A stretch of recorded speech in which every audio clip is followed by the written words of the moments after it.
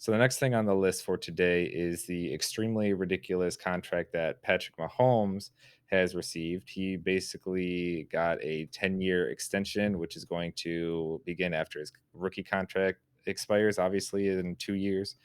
And so it is a grand total of $477 million with 26 million in bonus incentives to make it a total of 503 million potentially.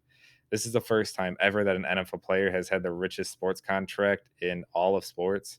That's usually reserved for baseball, is normally where we see this type of money and this type of length of contract. Again, Jimmy, if you just want to briefly discuss like what this means for the NFL in general and the future of quarterbacks about to get their next big extension, if we could see this trend of just length or amount of money, maybe. I know it's a really a backloaded contract, and a lot of players are and analytics people have stated that towards the end of his contract, it's actually going to match up with the standard of what a quarterback should be making at that time. So, again, I guess, what are your thoughts on this affecting the future? Yeah, my first impression was this is why I like the NFL as opposed to, say, the NBA. Star players stick with teams.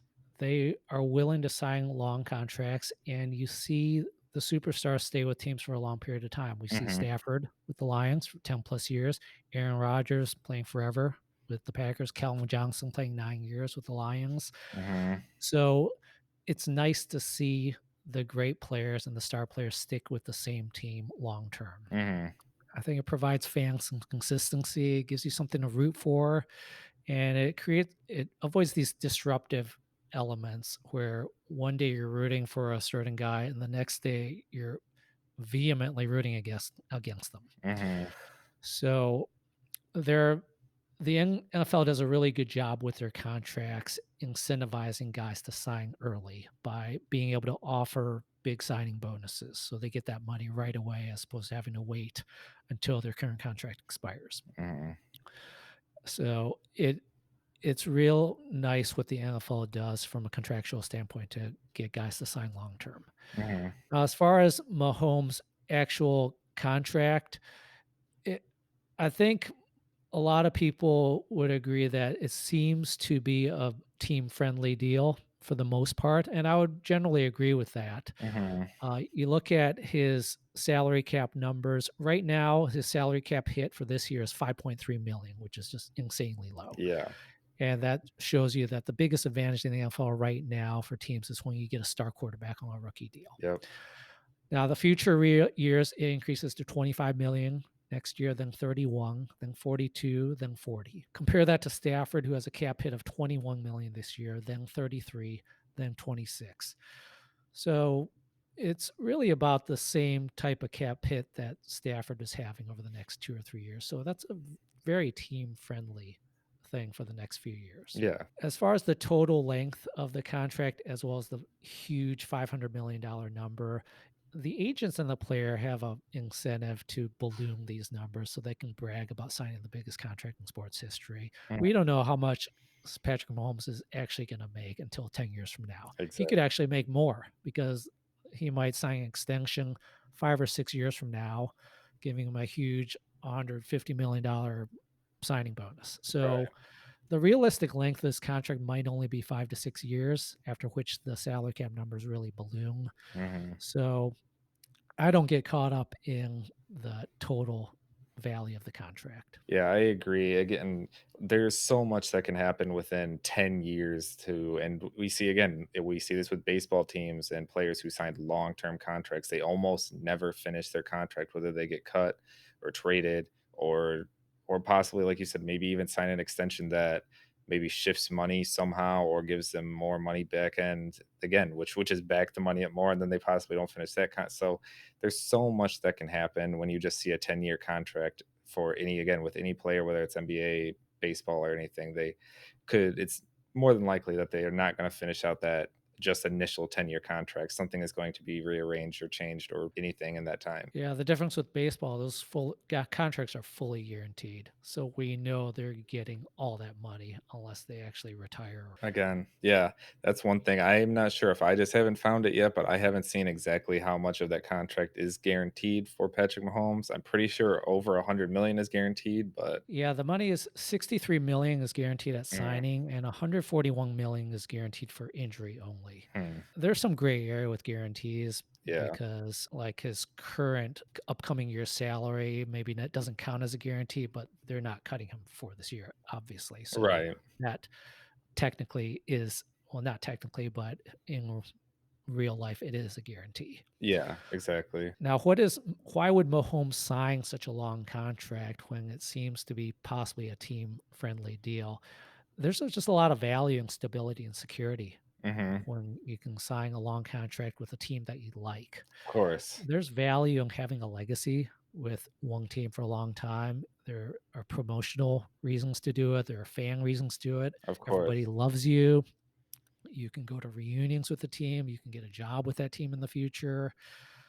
And I think There are a lot of reasons why a guy would want to sign a long-term contract with one team. yeah, and I think that you mentioned it just there. I think that's one of the main reasons that the Chiefs themselves were willing to give him such a big contract because of his marketability. He's such a friendly guy. He's so all the fans love him, all the kids love him, all the players love him. Everyone can get along with him so easily. Again, he's a good locker room guy. So that's Yeah. why the Chiefs are willing to give him such a long-term contract because they know that hopefully he's not gonna nothing bad is gonna come out, no bad story. He's not gonna like do anything wrong, or again, he's not just become a jerk in the locker room all one day. So that's why they're willing to do that type of deal.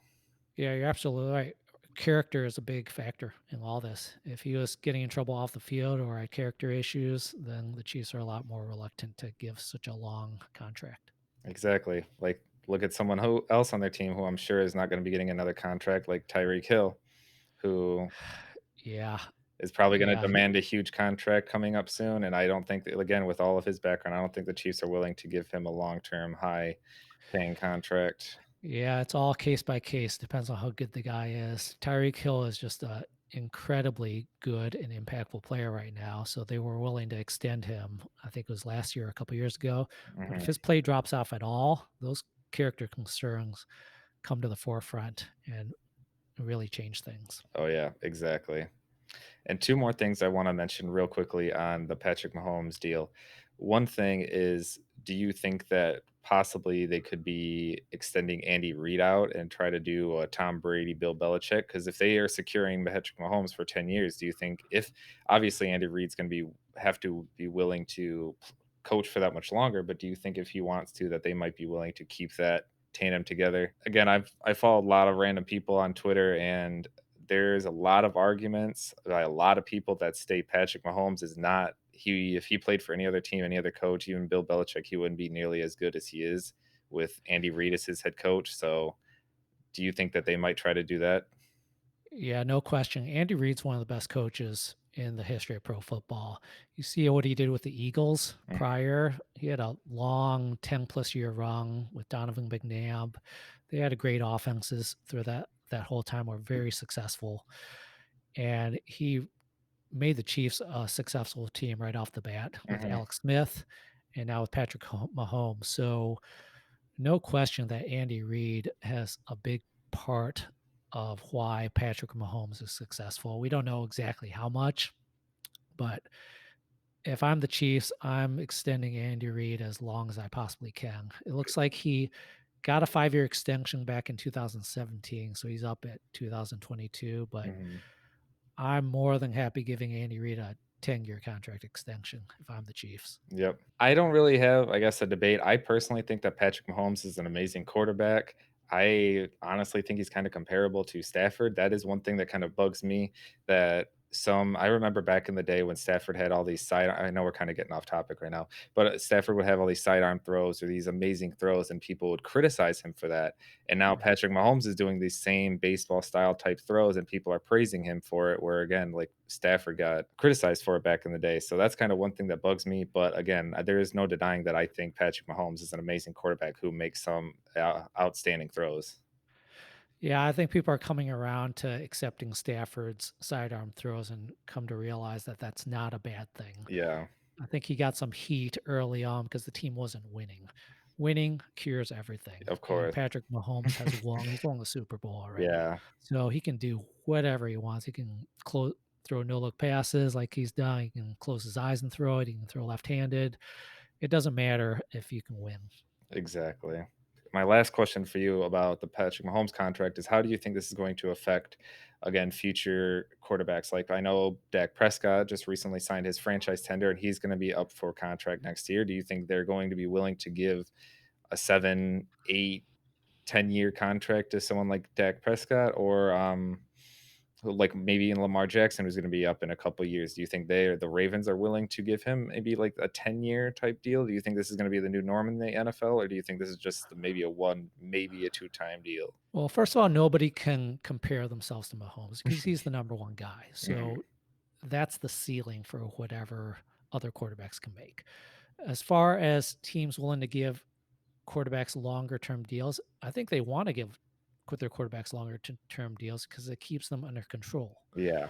And teams have the ability to cut the quarterback if things aren't working out. So the Cowboys do want to give Prescott a longer term deal. It's the player who wants the shorter term deal, which allows them to come up for free agency and give them more leverage Yep. earlier rather than later.